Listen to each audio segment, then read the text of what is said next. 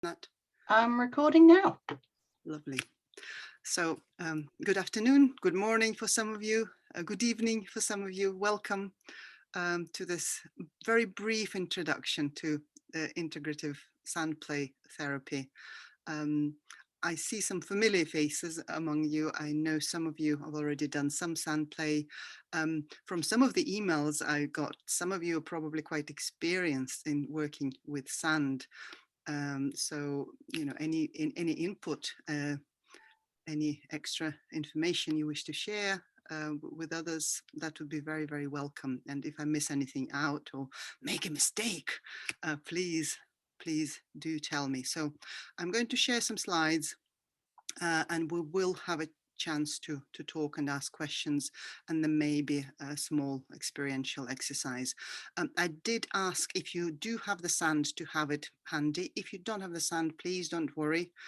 It isn't essential. I appreciate um, people new to sand would have wanted to join this workshop mostly, so I don't expect you to have all the equipment. But if you do have it handy, we might make use of it. So I'm going to share my screen. I'm always very uh, anxious about this bit because I always think that, what if I share something embarrassing? That's on my, oh, hang on, I'm on the wrong slide here, so I'll get to the correct slide and then we will begin. Yeah, that's better. So it does make me a little bit anxious trying to share, just in case. Not that I have anything inappropriate on my laptop, but I still have a little bit of that anxiety. So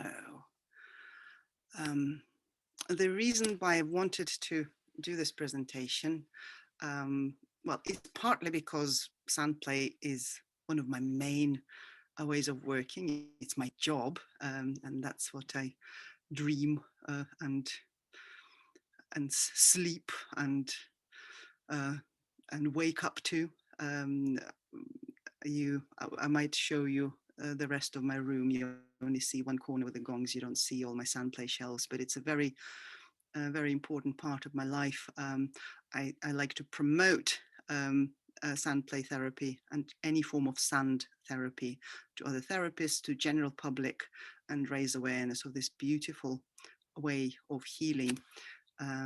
So let's begin.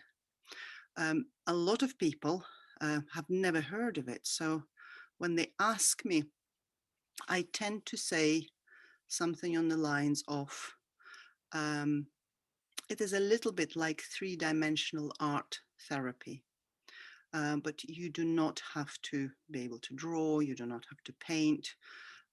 Instead of paper or canvas, we use a specially made sand tray.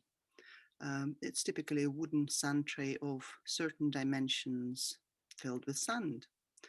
Um, and just that addition of that container of the sand tray and the sand allows for some magic to happen in a therapeutic space. So I know many of you may be talking therapists or body therapists or other type of therapists, or maybe you're just interested in your own healing.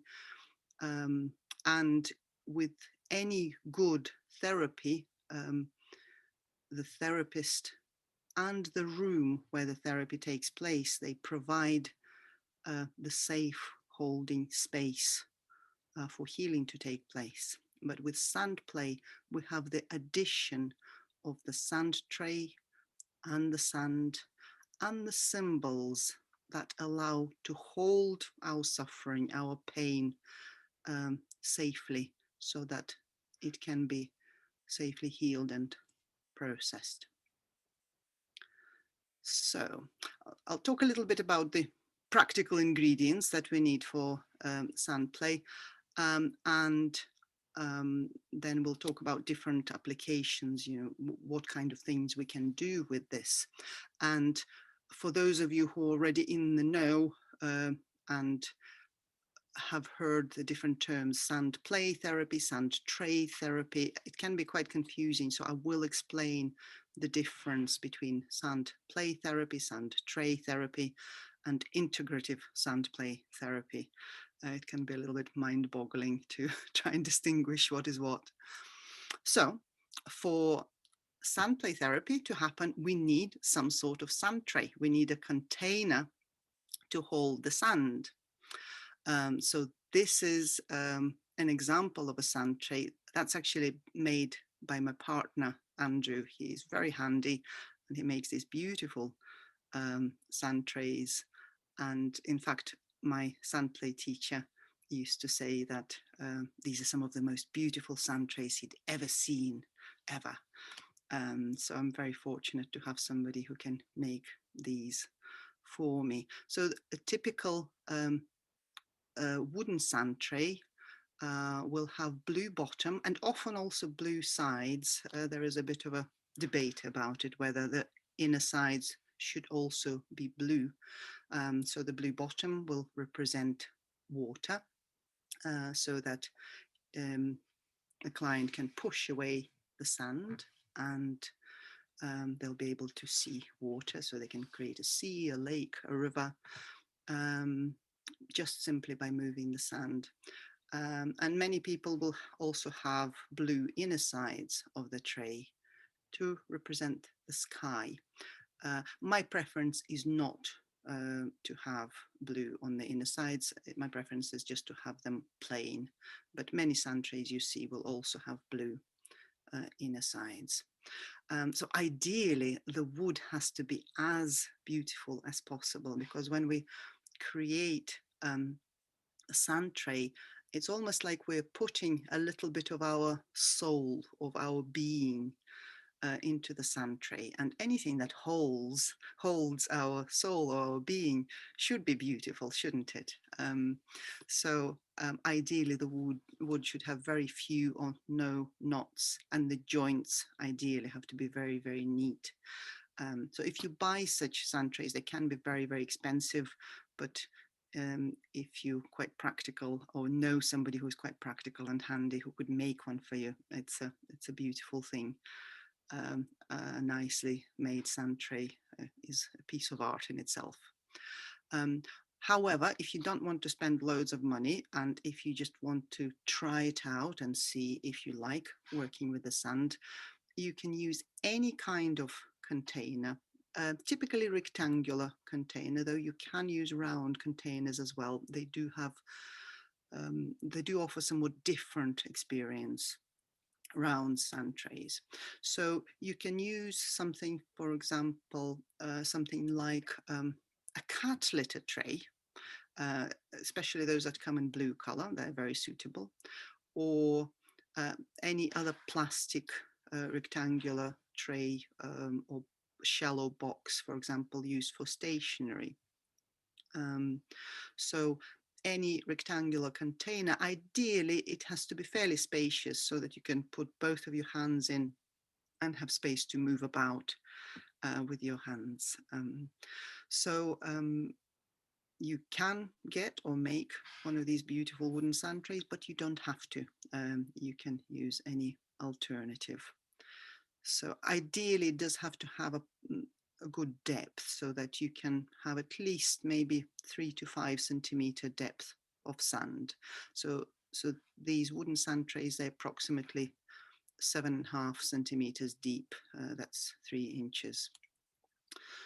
So if you do have any questions or comments, please pop them in the chat. I will see them and I may be able to answer straight away or later on.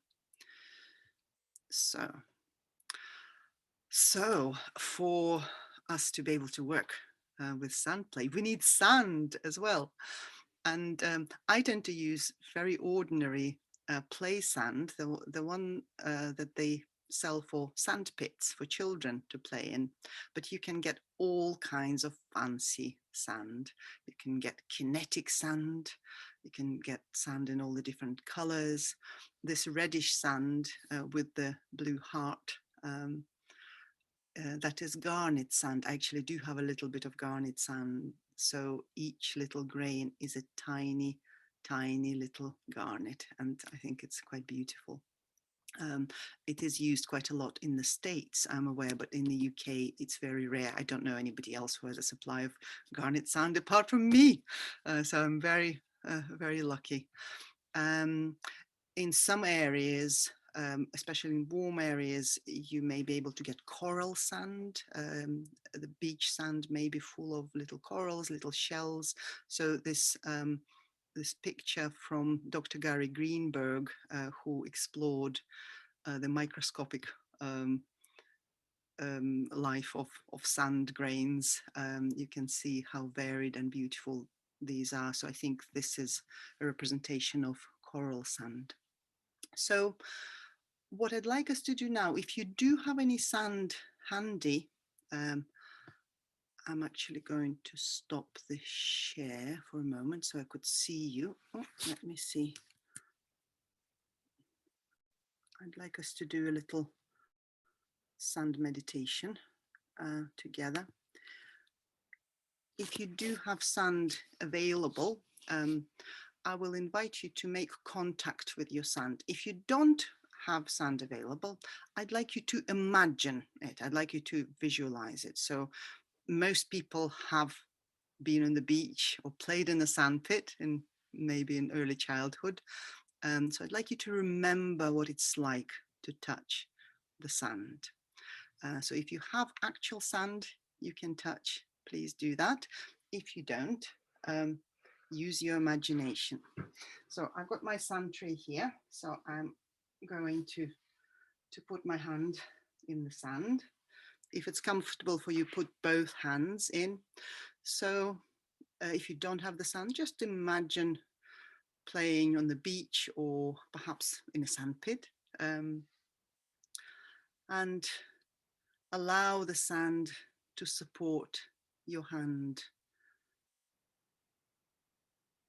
and just feel the temperature and the texture of the sand. So my sand is quite cool. The room was quite cold when I came in this morning, so the sand is quite cool. It's soft,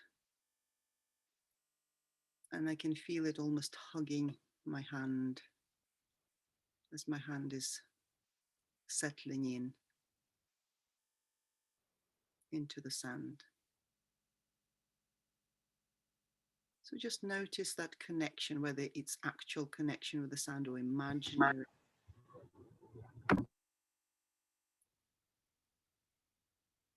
Notice how you feel towards the sand. Do you like it? Not like it? Sometimes people don't find that a pleasant contact.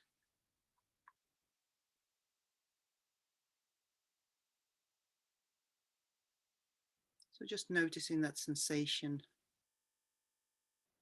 the contact of your hand with the sand. And like the earth is supporting your feet, supporting your body, the sand is one of the symbolic representations of the earth. The ordinary sand made of tiny quartz grains that belong to the earth.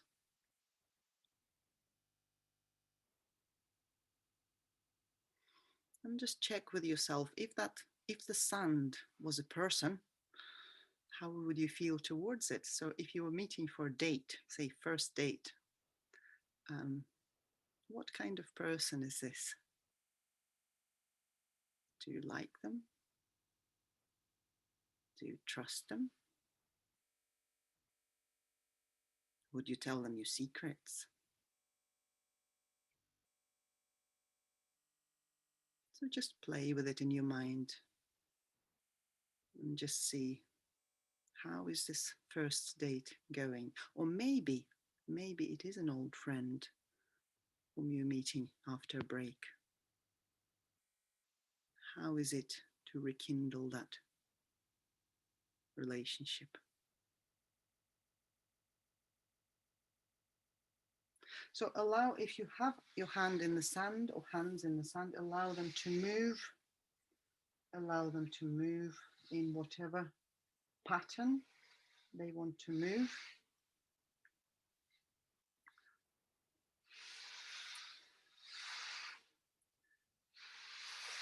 Notice the energy going through your hands as you move the sand. Notice the patterns that you're making in the tray.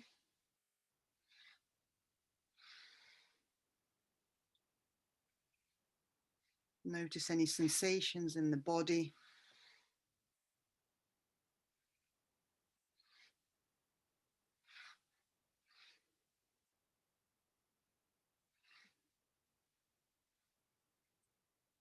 And at some point, allow your hand to come to stillness and rest it in the sand. And if you're doing this in your imagination, again, imagining that movement of your hand or hands in the sand, and at some point coming to rest.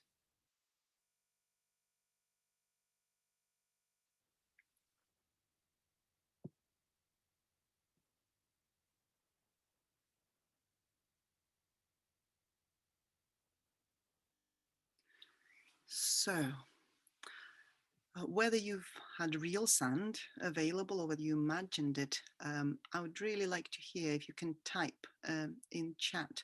How did you feel towards the sand? But do remember to clean your hands before you move your hands from the sand tray to your keyboard. Electronic equipment does not take kindly to grains of sand stuck between the keys. So do clean your sands. But so what I'd like to hear from you, please type, how did you feel towards the sand? So Haley's saying, coming home to an old friend. Okay, so Haley, you must be familiar with sand already in some shape or form. So, okay, Martine also saying it's like an old friend. Okay.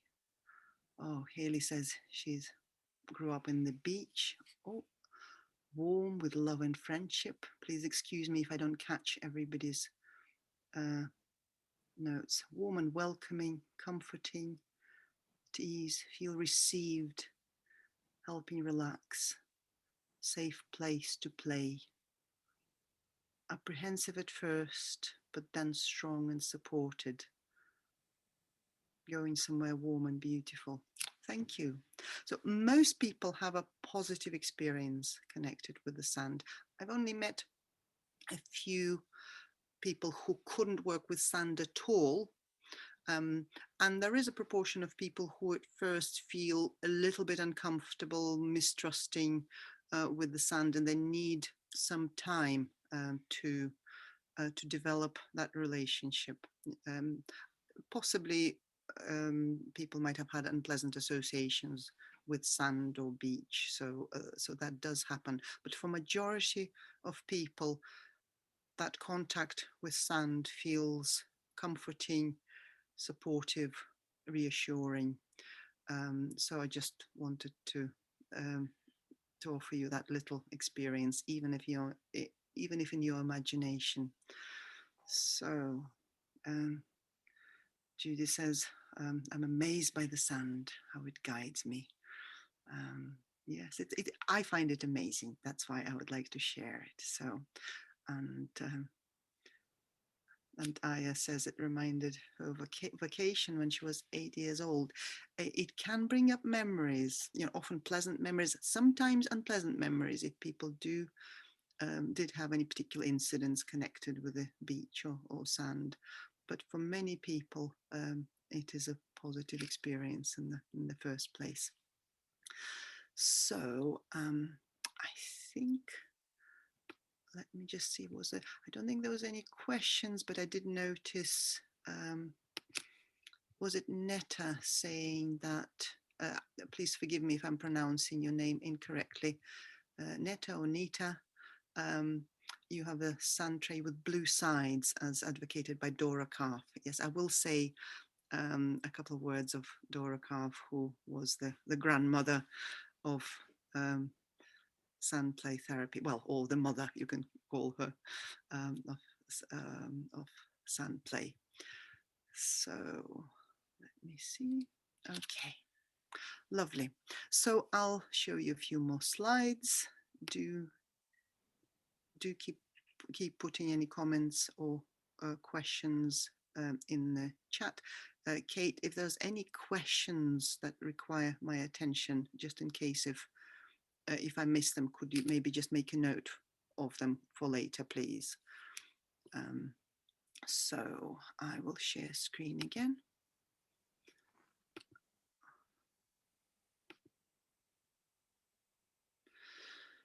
So let me try and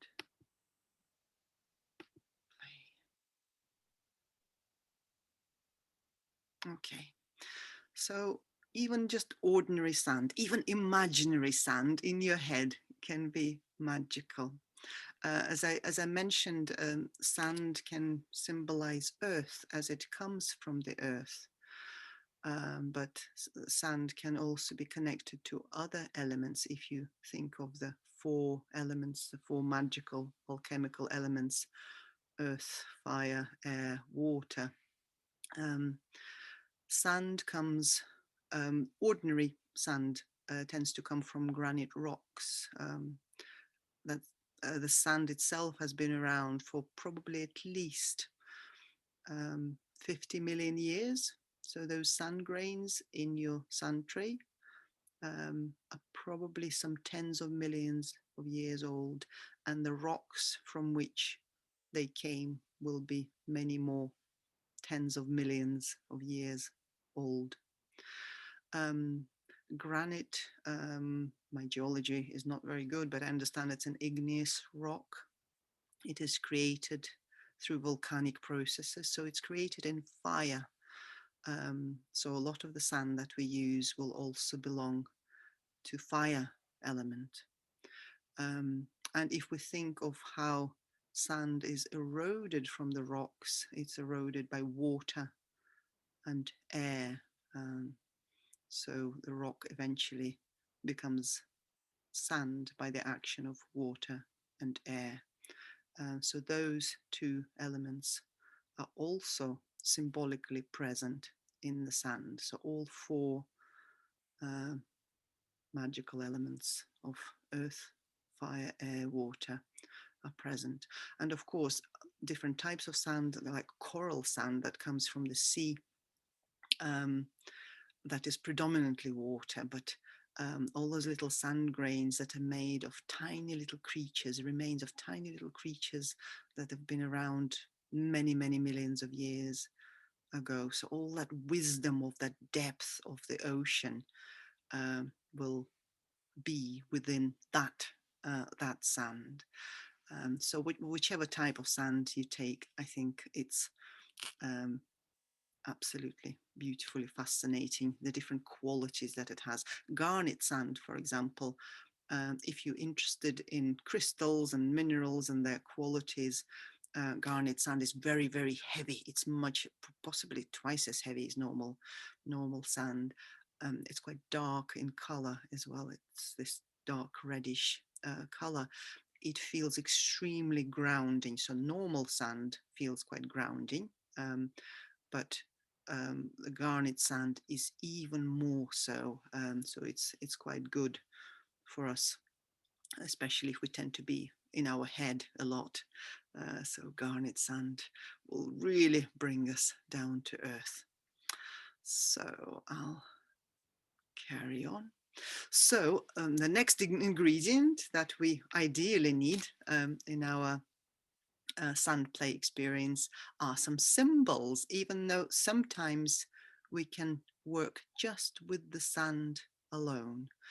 In fact, we will do that now. If you do have the sand, I'd like you to smooth out its surface so that it doesn't have any obvious marks.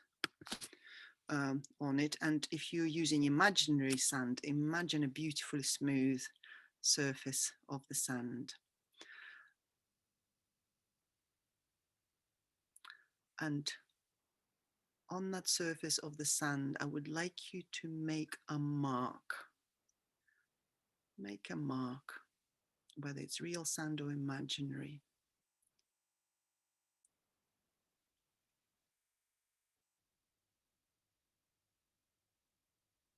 And just look at your mark, notice its shape, its form, its depth, its energy.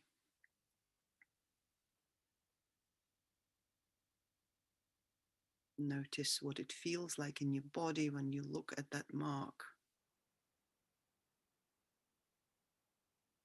Notice any emotions coming up.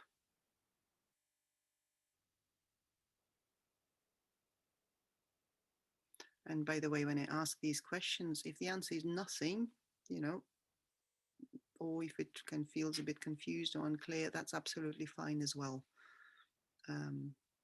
Sometimes our experience is such that it's hard to describe, or maybe there are no words, or maybe we're not sure just yet, which is absolutely fine with sand. Anything goes. So, but if you have noticed something, or if you'd like to maybe put in chat what, unfortunately, we don't have time to look at everybody's mark, but if it's a particular shape or if you experience a particular reaction, please do put it in chat, maybe in just a few words. What did you create and how it affected you? Because you have just created your own symbol already. You didn't need any figures or objects or miniatures. You have created your own personal symbol in the sand. So, so if it was an interesting experience, just maybe put a few words about it in chat. In fact, I was going to do it and I forgot. I was too, I was too distracted by talking to you. Okay, so I'm just going to make my own mark and see what happens.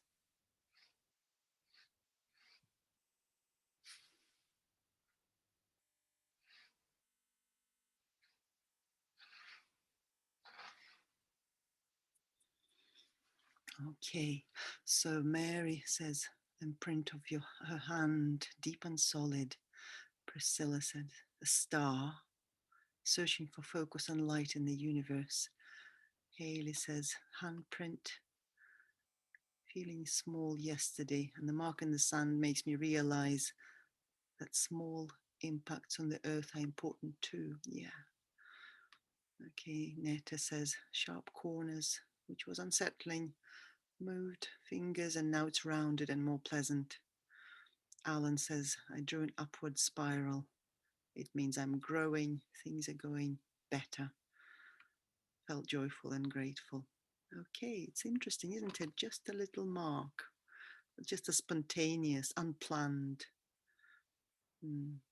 Kirsten drew empty, deep circle, had an exhausting week. Feeling empty, but having depth. Kate, heart for love, unsure whether self-love or outwards or both. Alison, Mark reminded you of a smile. Ah, Judy, ears for listening. Lovely. So very, very different. Some overlaps, but very, very different. Okay, lovely. Thank you so much for sharing your experience. I'll show you my mark briefly. So it's a sort of a spiraling shape. When I've been using the sand earlier today, I did do quite a lot of spiraling shapes. It seems to be the shape for today for me. So when I use sand for myself, it tends to be very spontaneous. I don't have a plan, and as I'm working with it, I try not to make interpretations or dig around in my head to to recall what different things mean. I try to just go with the flow. When I'm working with a client, again, I try for it to be as spontaneous and as embodied as possible. Um, but there may be some more thinking going on, but there's also a lot of uh, bodily attunement and attention, which is most of the work. So I'll go back. How are we doing so far? Is this interesting, useful? I'm conscious that some of you already experienced with the sand, so for you it's very much a recap. Um, Let me know if you're getting something out of it, or if you're a beginner, let me know if it's making any sense, or if I need to clarify anything. Okay, so let's look at some more pictures. Okay.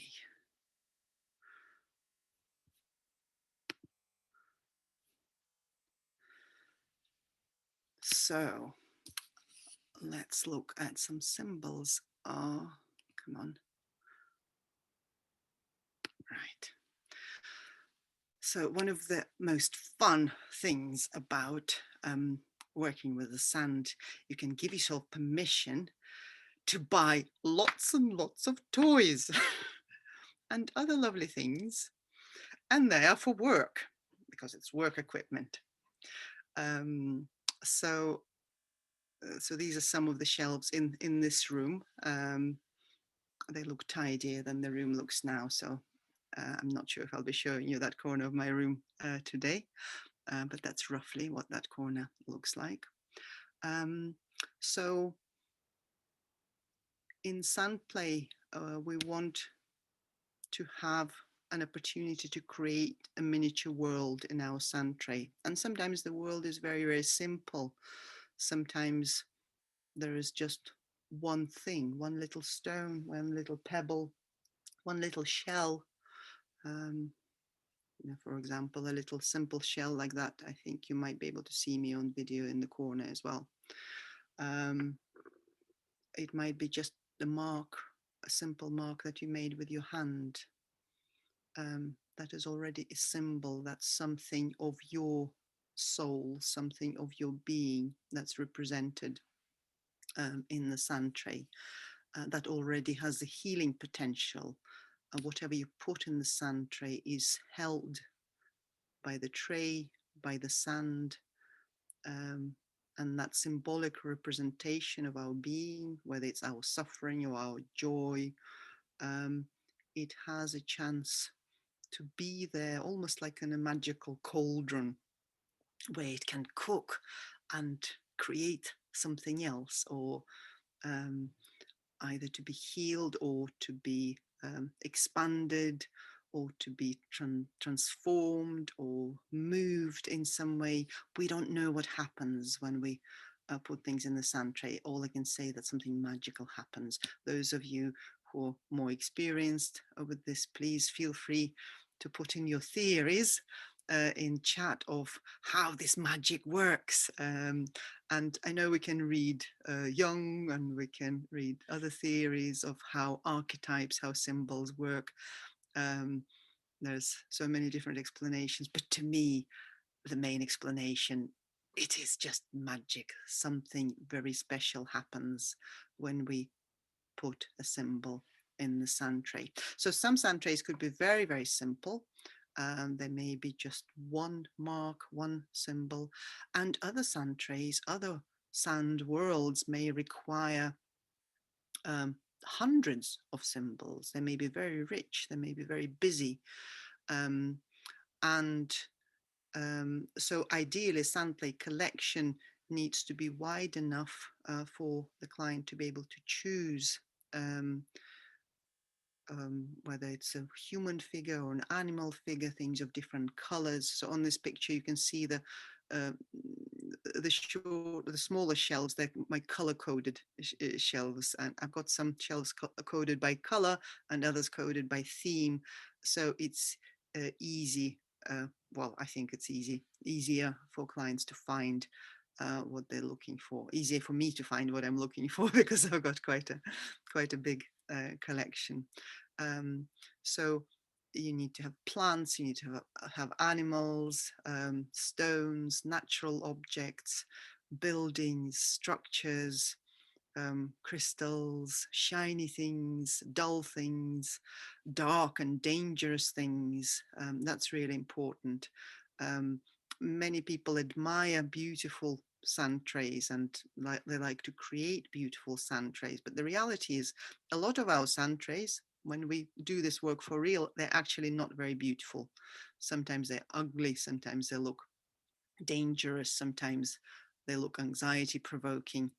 So it's really important to have a variety of symbols to represent darkness and pain and suffering. Because, you know, if everything was love and light and joy and rainbows and unicorns, we wouldn't need any therapy, we wouldn't need any healing. The reality is that we need to be able to face and look at and understand the darkness. So any self-respecting symbol collection should have a good number of dark and dangerous and even ugly symbols. So let me just see what we have next.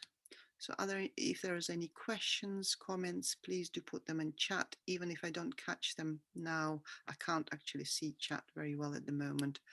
I will try to answer as soon as I can. So that's a little summary. That's how I explain to people, or try to explain to people, what it is. I do believe it's a really powerful, creative and transformational healing process. And it is for both grown-ups and children.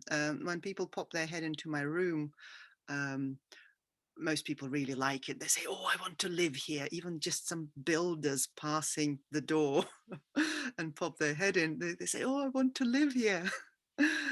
So adults love it as well. So, but they do ask me, looking at all the what they think is toys, they do ask, are you working with children? And I do work with children, but I mostly work with adults. I would say 90% of my clients are adults.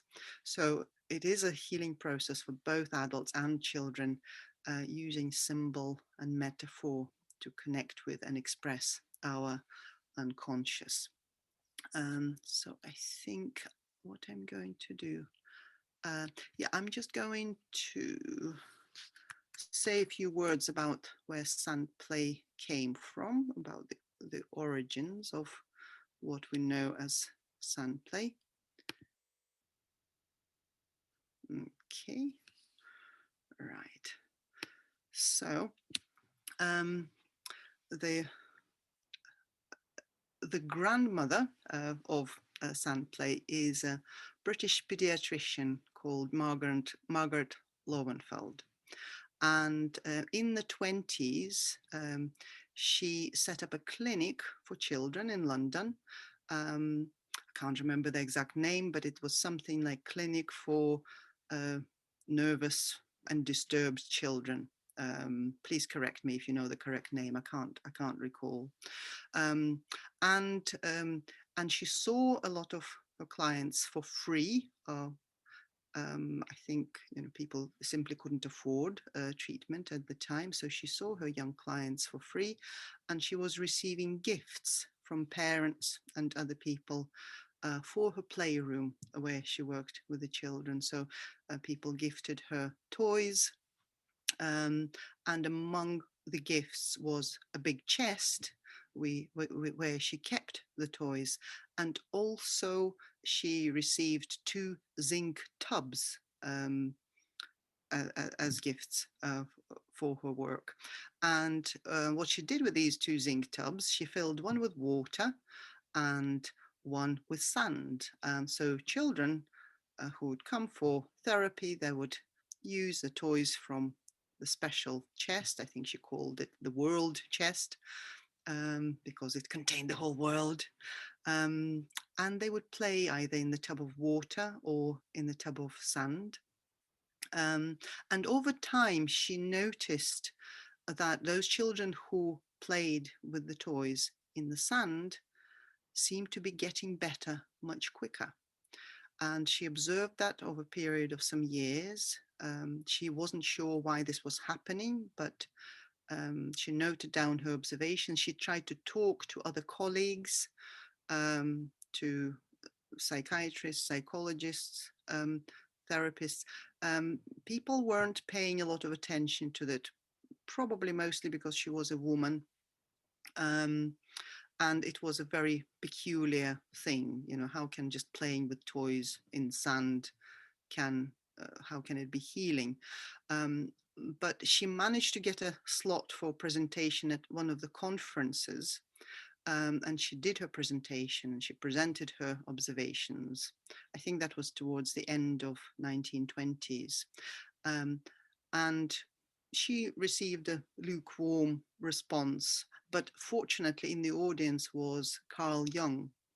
And after her lecture, he stood up and gave his own lecture talking about archetypes and collective unconscious, basically trying to explain and give the theory as the background to what Margaret Lowenfeld um, had just talked about. So he supported her findings by linking his own theories and his own understanding of archetypes and collective unconscious to explain why what she was doing was working.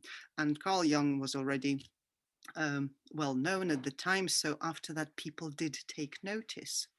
Um, and Dora Karpf, who is if Margaret Lowenfeld is the grandmother, then Dora Karpf is the mother of Sandplay therapies. She was one of Jung's students. And so in a way, together, they have developed what eventually was called Sandplay therapy. Margaret Lowenfeld's technique she called it the world technique. It was about creating the worlds in the sand tray, and it was Dora Karpf who later named it sand play therapy. But the best thing I love about this story is that it was children who invented sand play therapy. Children invented it. They knew what they needed. Those children who used the toys in the sand intuitively worked through whatever their wounds and worries and emotional injuries. And Margaret Lowenfeld was able to observe it and report it. And that's how Sandplay was originally born. So, how are we doing so far? Okay, so let me know in chat whether you're still with me. I'm going to share some more slides.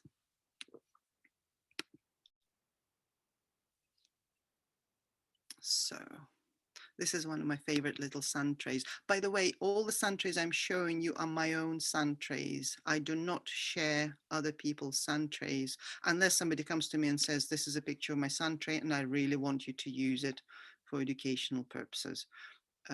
All the pictures I show you are my sand trays because I think the confidentiality of sand trays is as important as confidentiality of any personal information people may share, because these are little bits of our soul, our being. So so if you do work with people using the pictures of their sand trays, private.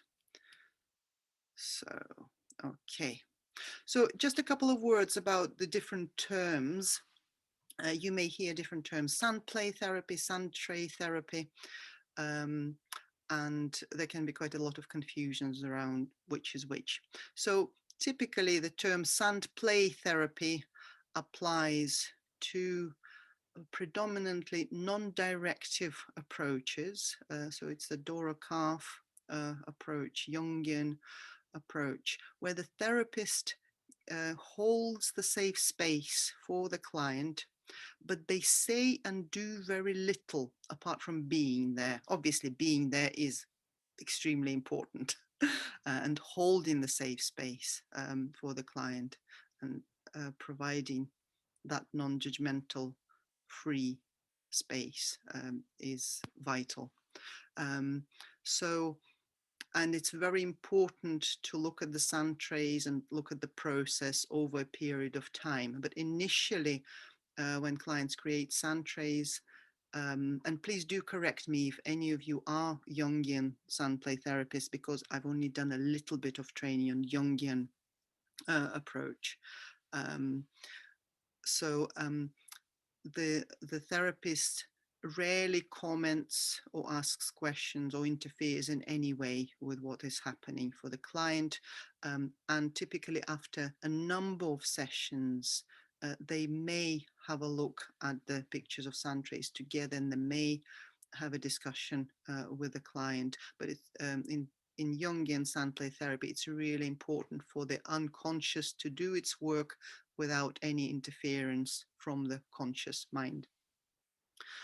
Um, what is usually termed sand tray therapy um, can often be quite directive. It tends to be based on a range of different humanistic approaches, and there is often quite a lot of interaction between the therapist and the client. The therapist might ask questions, they may make some comments, they may even make suggestions on what could happen um, in the sand tray.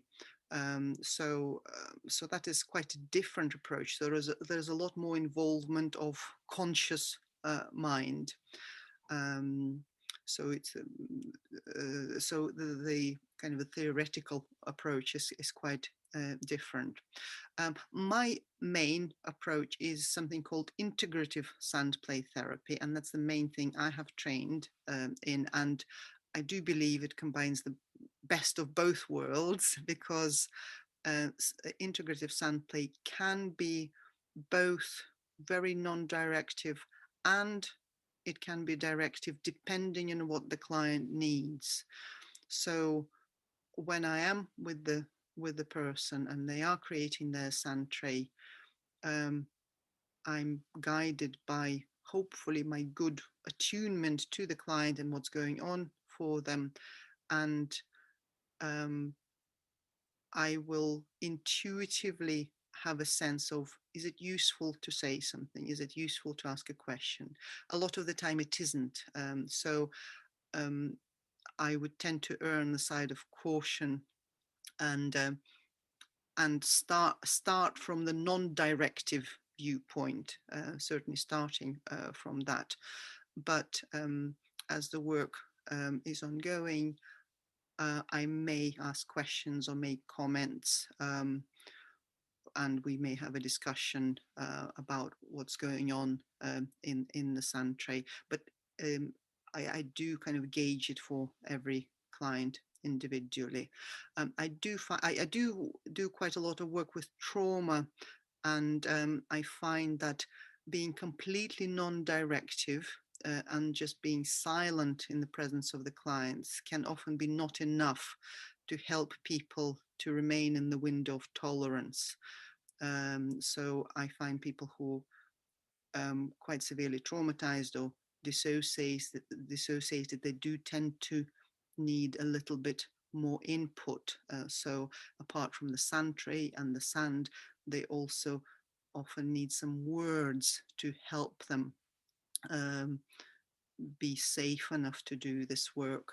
Um, but it is very, very individual, so it's impossible to say who might need more or less directive approaches. But I certainly wouldn't want to be just with one or the other approach. I think it's really important to have the flexibility of both. And another thing I like about integrative sandplay, it does have a transpersonal dimension. So it does address spiritual aspects of our being, um, and it can be done in the way that suits any faith or any belief system.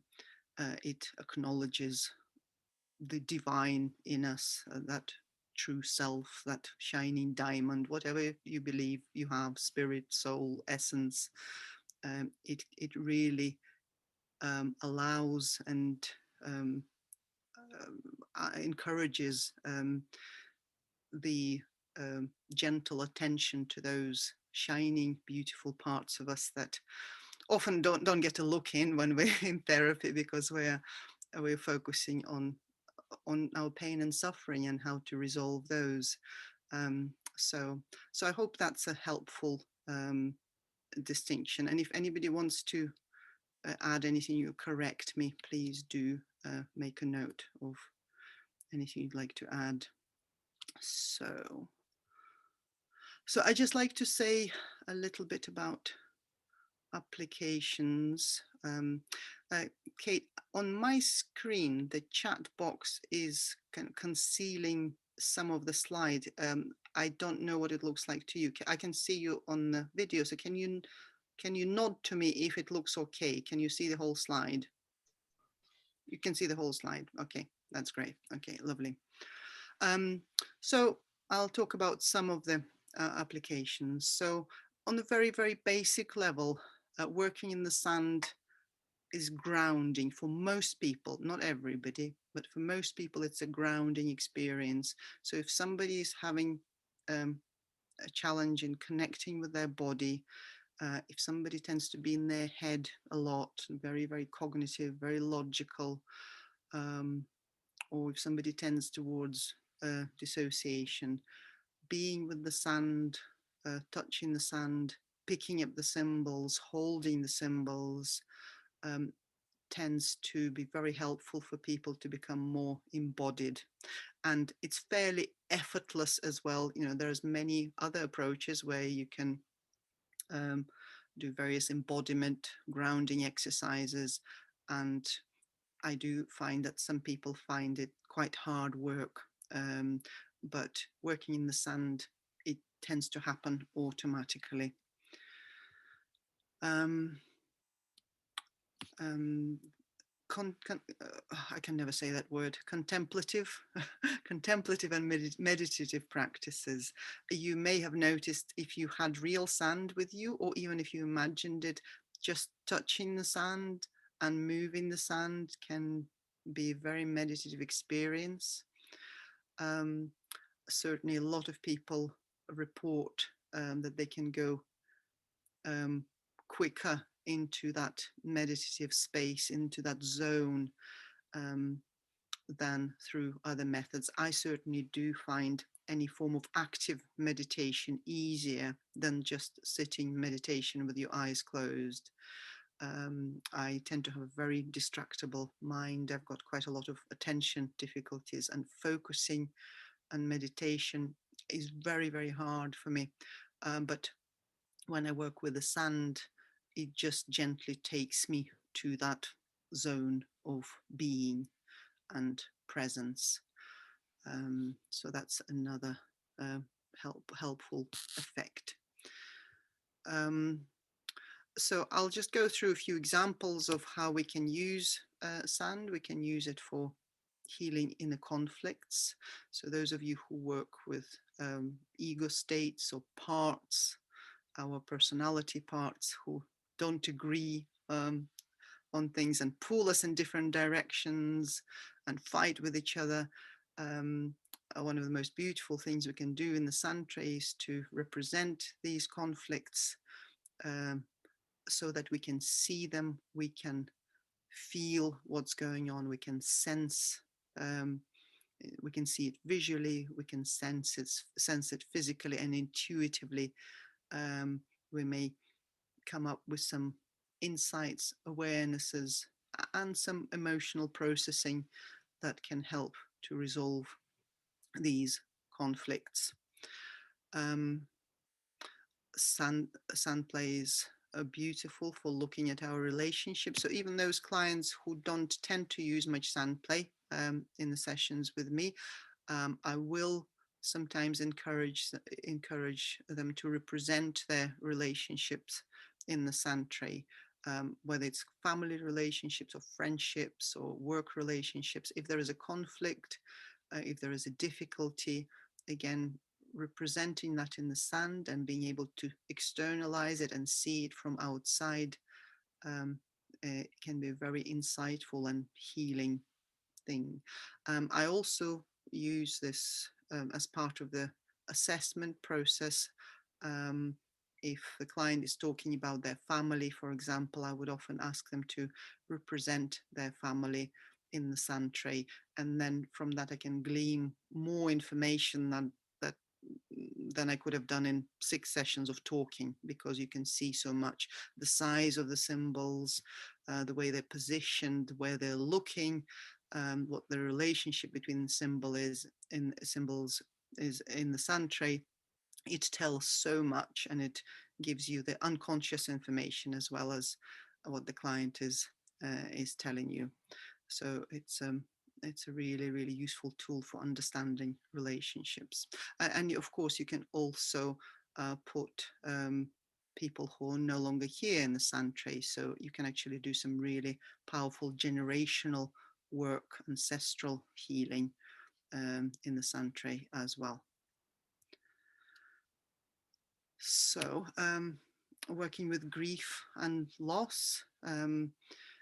This has been especially difficult year. I've been learning um, to understand and work with and heal and accept all the grief and loss that I've been very avoidant of previously.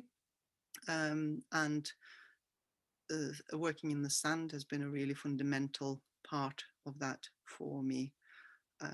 So yes, the client may choose to do a specifically themed tray that might work particularly on that issue of grief and loss. They may choose to do so consciously, and a lot of the time grief and loss will come up unconsciously in the sand.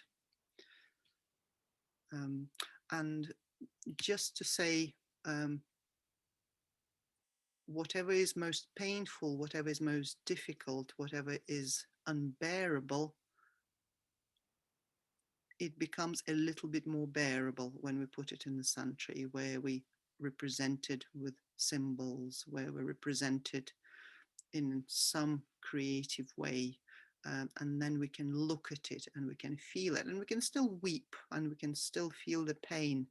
But the container of the sand and the sand tray and the symbols themselves, because each one of those little blue glass gems um, will contain vast amounts of information, and each piece that we put in the sand tray um, will potentially contain a vast complexity of human experiences. And we don't need to know about it consciously, but once it's there in the sand tray, um, it can be processed in that special cauldron. Um, so some more applications: working with inner child, any type of parts work, including inner child work, getting to know your inner child, taking care of your inner child, helping your inner child feel more safe. You can do that in many beautiful ways in the sand tray. Or, maybe there are child parts that have been exiled, that have been neglected, that have been sent to the dungeon, as we do sometimes. So we can represent those really, really difficult child parts in the sand tray and invite them out into the open gently and gradually, and hopefully with some compassion and acknowledgement and gratitude. So more applications: healing trauma, especially attachment trauma, complex trauma.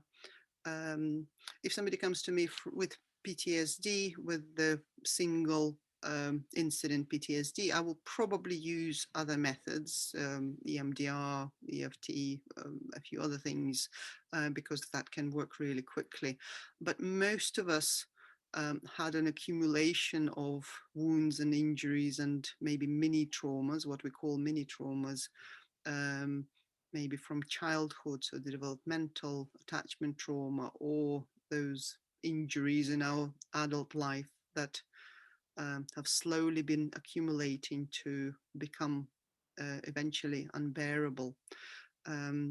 So those kind of more complex and more long-term traumas, the attachment traumas, can be represented in the sand. Again, the client may choose to represent it in the sand, but often it will come through spontaneously anyway, even if they're doing a sand tray on a different topic, or if they're doing a spontaneous sand tray, which is typically how it would work. So most people would do a spontaneous sand tray rather than a particular theme.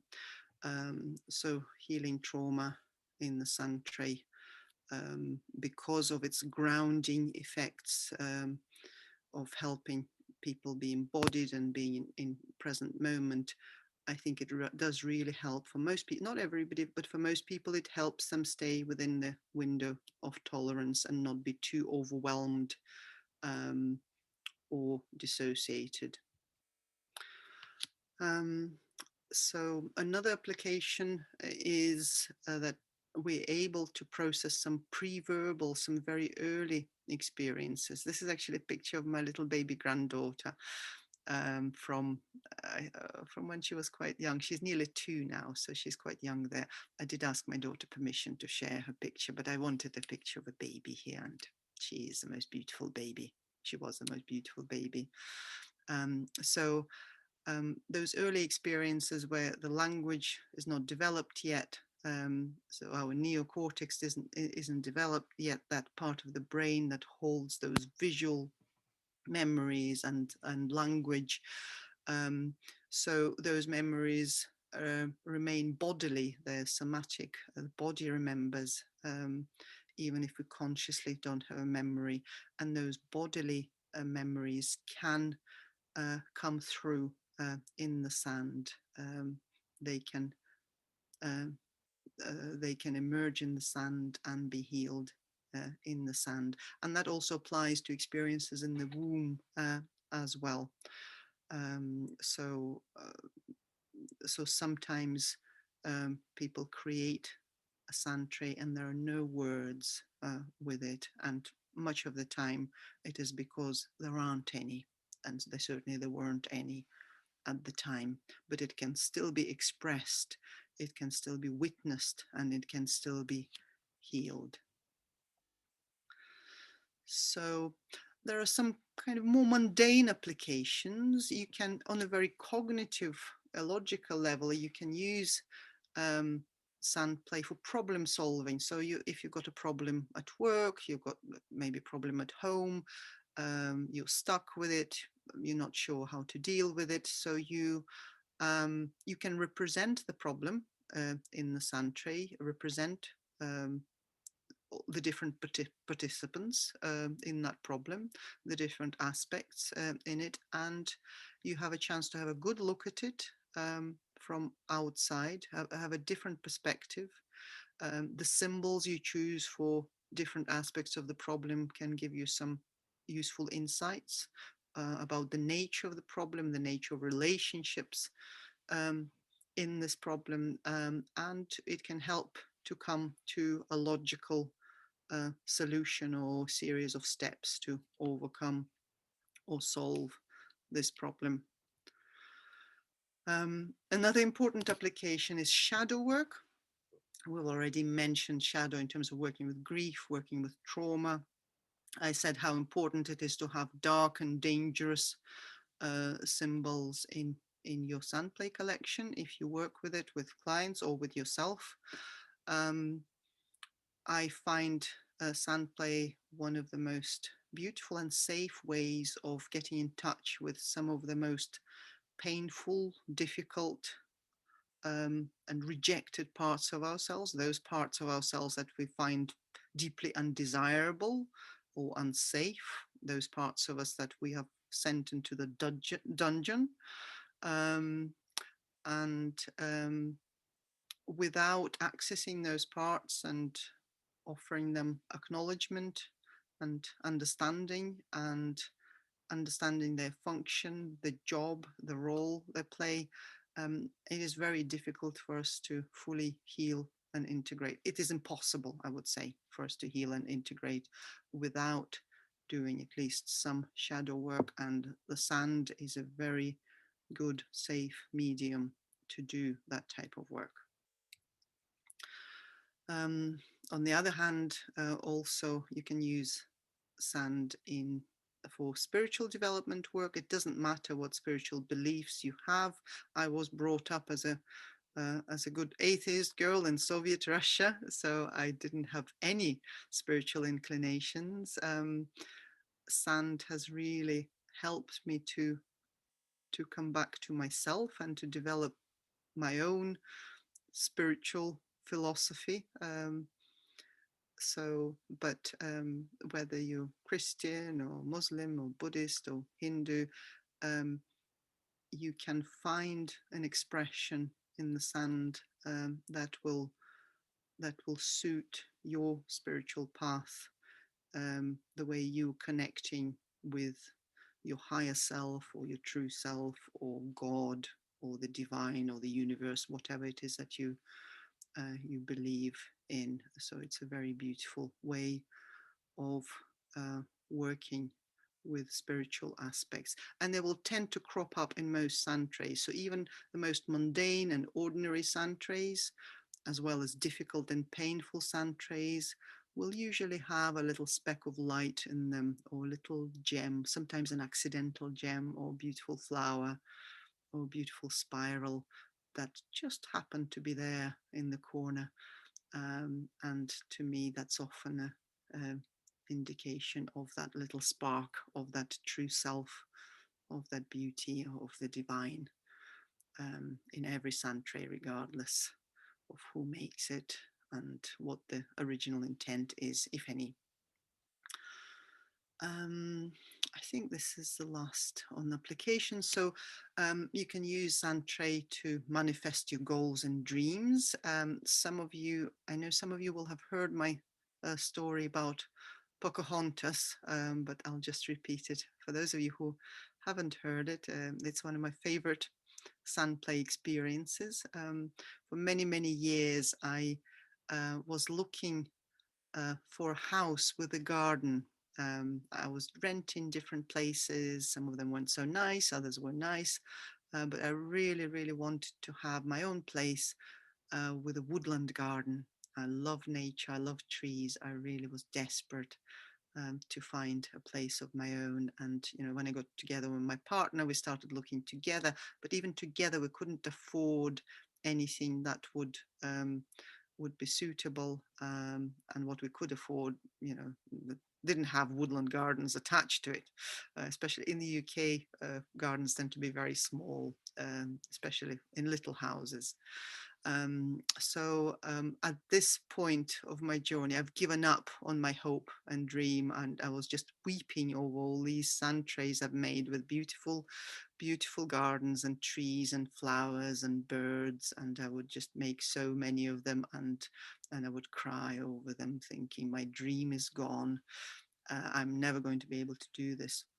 And this was, I think, the last sand tray I did, as in a series of sand trays, which I did with my Sandplay therapist. I did a short series of sessions with her, I think about 6. So this was the 6th sand tray. And I put this little house right in the middle, surrounded by stones and trees. And there is a stream with Disney's Pocahontas floating down in her little canoe. And on the left-hand side, I've put in wizards and fairies and other magical creatures in the last-ditch attempt to make this magic happen. And the day after this sand tray, I found my dream house with a garden. It actually looks exactly like that.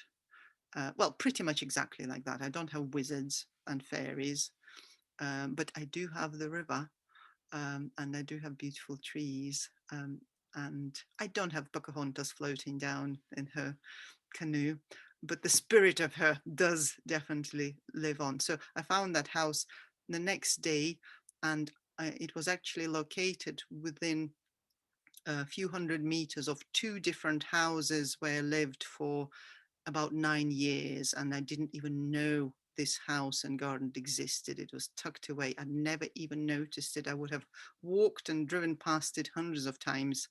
I never knew it was there. So I found it, and 2 months later, we bought it, and I'm still there. So a few glossop people who are in this group, they could confirm the fact that my garden looks almost just like that. Yes, Kate is putting her thumb up. Um, so, so that's my little manifestation story. Let me just check what time it. Oh, we've still got a little bit of time. Um, so just a couple of last slides, and we'll go into any questions, comments. So just in case I haven't sold it to you yet, I'll just tell you a little bit about various advantages. So it doesn't require disclosure of difficult personal material. People can create the sand trays in silence. They can tell you as little or as much as they like, but often um, it is enough to just place the symbols in the sand, to observe them, to be with them. The client may choose to talk about the symbolic qualities rather than the actual life story, and the healing can still happen without them going into the detail of painful stuff. So it also actually protects you as a therapist from vicarious traumatization. Um, because when we do hear really difficult, painful stories, it can impact us. You know, that is my personal experience, and that is what I know from working with and supervising other colleagues. So the client is in control of the session. They create the sand tray, they create the session. Um, so if you work, unless you work very directively and actually tell your client what to do, which I don't think would be appropriate in most scenarios, the client does what they need to do. They are in control, which can be very important for many people who had not had much control or agency in their life. So it does work mostly on unconscious level. So people who find it difficult to put things into words, difficult to articulate the experience, it is fine. It isn't necessary. You know, people with a level of learning difficulty, um, they can also benefit from it, because you don't need to talk through or explain what is happening in the sand tray, though some people may choose to do so. Um, I definitely think that it helps to enhance creativity and intuition. Many people say when they start, they say, "Oh, I'm not creative. I don't know how to do this." But virtually everyone can get into this and be very creative, very playful. Um, so yes, it promotes sense of play and fun. I've used it with a child as young as 3 years old, and I've not worked with 100 years old in the sand tray, but I think it's, why not? It's very, very possible. I know some colleagues do work predominantly with the elderly, including people with dementia. I don't have experience in that area, but I know some people who do, and they do some amazing, powerful work. So it is safe and gentle and powerful at the same time. So people can experience very strong emotion. It is possible to experience the intensity, and you know, I wept over many a sand tray, and at the same time, it is holding and safe, and containing. Obviously, it's as containing as the therapist is, if it's done with the therapist. You don't have to do any homework. You don't have to set tasks to your client. You could, if a client has got sand at home, but generally it's not necessary. I generally find that with Sandplay, or at least the way I work, you don't actually have to have a session every week. I have people coming to see me once a month or twice a year, um, because each sand tray will continue working, that cauldron will continue cooking for a long period of time.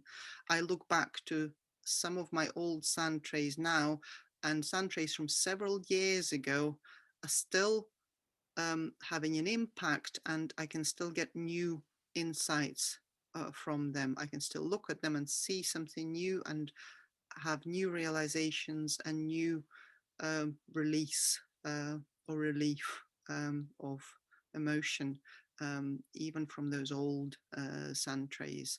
So I find even if somebody just comes for a one-off taster session, I think it's still valuable. I think it's still useful.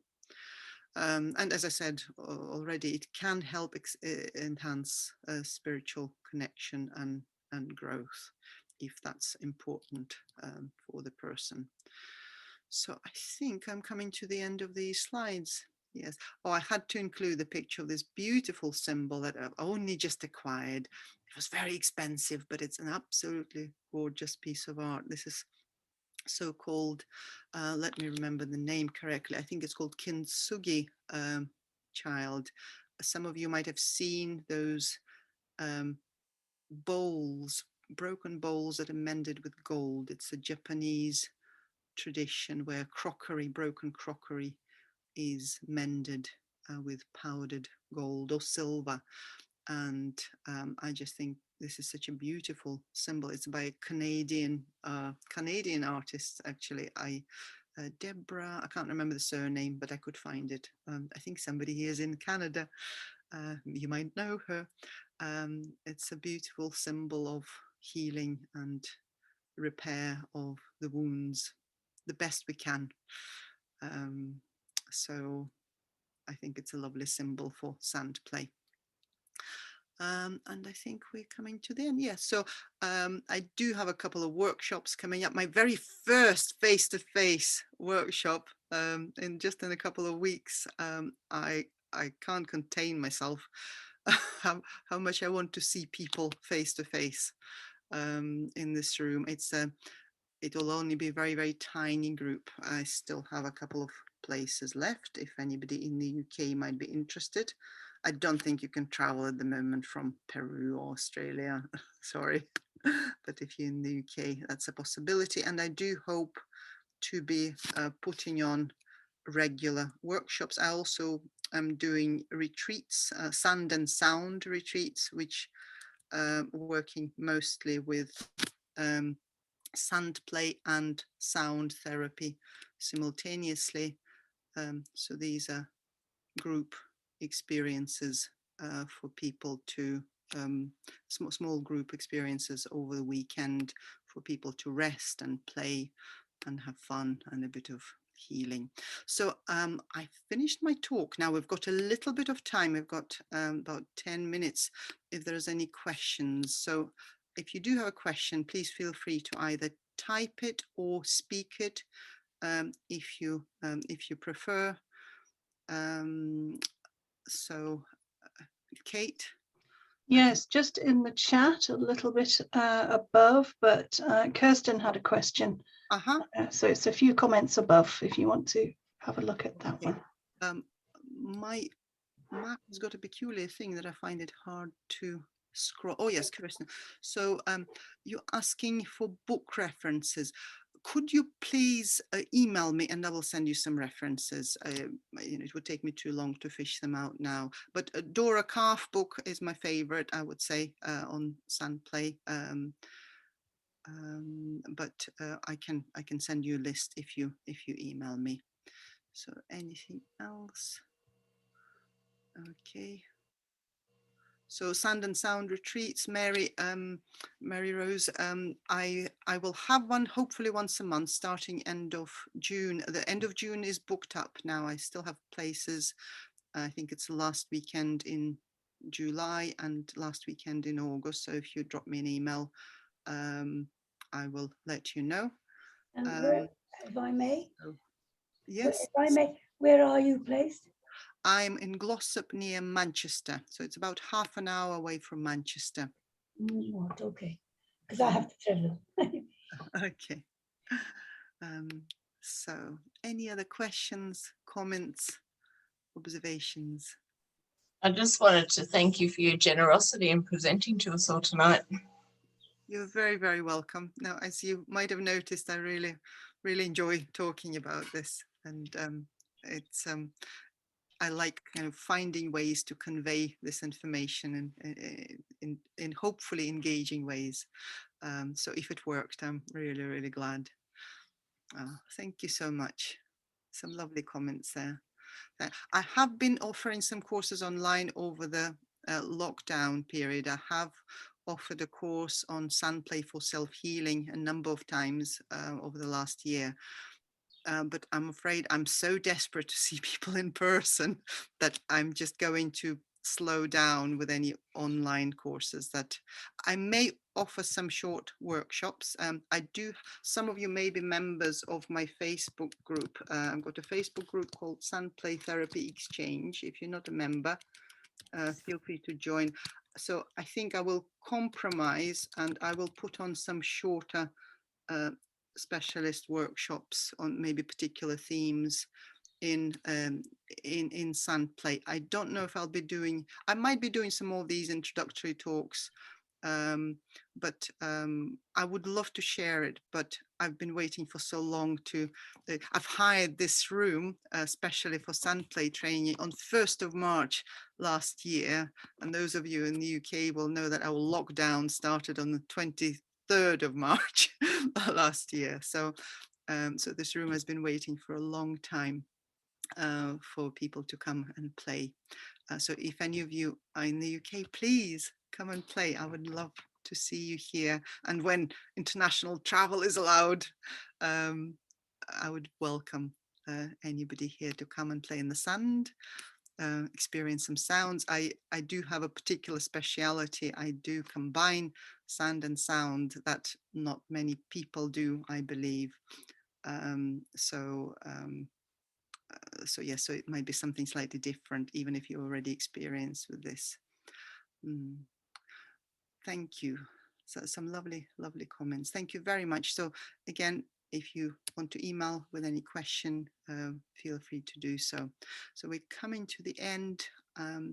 There is just a few minutes if there's any more questions, requests. Masha? Yes. Priscilla has also asked if you would be kind enough to send her the book references, please. Could you possibly drop me an email if you want references?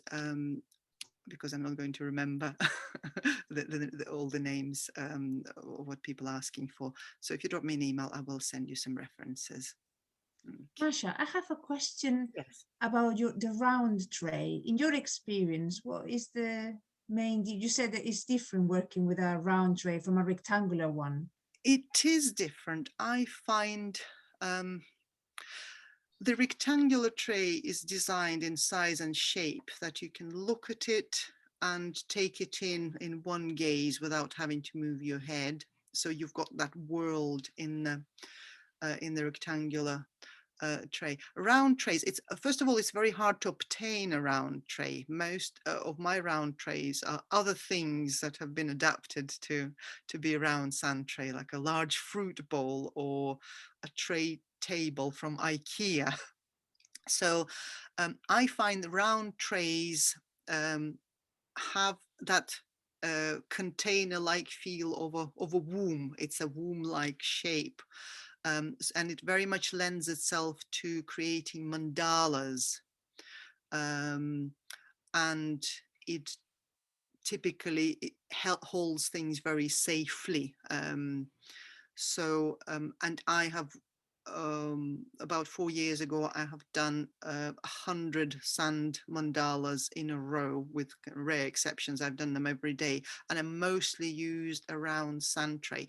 I have a sense if you're working with yourself, but if you're feeling a little bit fragile, a round tray may be a little bit more containing than a rectangular tray. And by the way, those of you who already work with the sand, I would very much encourage you, please do your own sand work with yourself or with another therapist, because it's one of the most beautiful things. And I do speak to so many sand therapists who long to do their own sand work, but they're not doing it. Why are you not doing it? Do it. So so the round tray, because it's womb-like and mandala-like, I think it lends itself to those shapes. So I found in my own round tray mandalas that it felt very safe, even though those that were potentially quite painful or difficult, I think it felt more contained than it would be in a bigger rectangular tray. I'm sure there are some proper theories about it, but I'm just kind of talking about my personal experience. The standard tray is a rectangular one. The round tray gives a different experience. So I would suggest that you play with it and see what happens. Thank you. Anything else? Any final thoughts, questions before we finish? No? Lovely. Well, if anybody would like to email me with any questions, please do. I'd love to hear from you.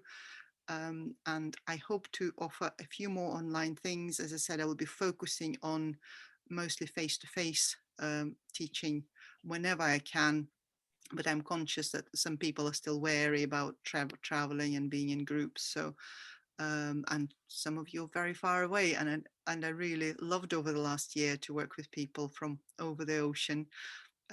So I hope to be putting on some short events that hopefully will be accessible to you.